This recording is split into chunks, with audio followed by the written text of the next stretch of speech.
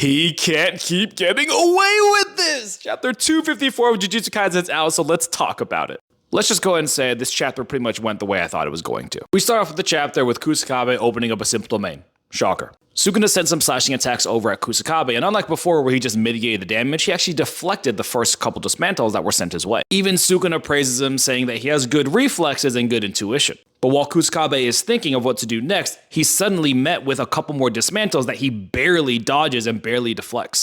This is where he then realizes that Sukuna is actually able to send out dismantle attacks with zero motion, which means he more than likely reacted just based off the cursed energy buildup and the fact that dismantles entered the simple domain. Kusakabe then notices that Sukuna is about to use the world-cutting slash, so he actually expands his simple domain to increase the area and include Sukuna inside of it. This apparently is a rather difficult thing to do as we flash back to Nanami and Gojo both giving Kusakabe praise again in a flashback. In this flashback, Gojo, Nanami, and Meimei are all praising Kusakabe, so we know that it's not going to go well for him. That being said, Kusakabe then unleashed a barrage of attacks on Sukuna that Sukuna honestly doesn't even seem to even try to block, they all just kind of connect. Even Nanami stating he doesn't know anyone who would actually be able to dodge or block all of these attacks, except he knows someone who wouldn't even need to do either because of, well, infinity. But after that large flurry of attacks, Kusakabe's sword just breaks, and then he throws off his trench coat, and this is probably my favorite part. He just straight up throws hands inside of his simple domain against Sukuna. Surprisingly, one of the kicks actually sends Sukuna flying, but it's still pretty clear that Sukuna really doesn't care and is not trying whatsoever.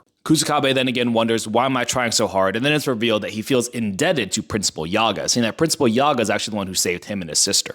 Kusakabe then uses an ability called Hazy Moon, which basically takes the broken sword that he has and extends the blade with just cursed energy. He tries to attack Sukuna one more time, aiming for his heart, but Sukuna very casually grabs it with just 2 fingers, saying his attack was incredibly obvious. And then once again, another character is off-screened as the very next panel is just Kusakabe lying on the floor with cuts all over his chest. Sukuna just keeps getting away with these off-screens, but then Wee Wee shows up and Wee Wee's about to teleport Kusakabe away until Sukuna appears behind him and says, "You're getting annoying," and he's actually about to take him out. And then in a way that absolutely nobody expected, Miguel shows up and saves Wee Wee. Yeah, the Miguel from JJK254, the one who's training Yuta, yeah, just shows up out of nowhere. Honestly, for me, this is kind of like a chapter, because if anyone actually expects Kusakabe to do anything, then they were delusional. I know the memes were funny, but really, no one thought that he was going to win or do anything against Sukuna aside of just holding him back, which he didn't even do that. Miguel showing up was unexpected, but I didn't really care for it. Honestly, I think he's just throwing in the rest of the cast so that Sukuna can just eliminate everybody and nobody's left.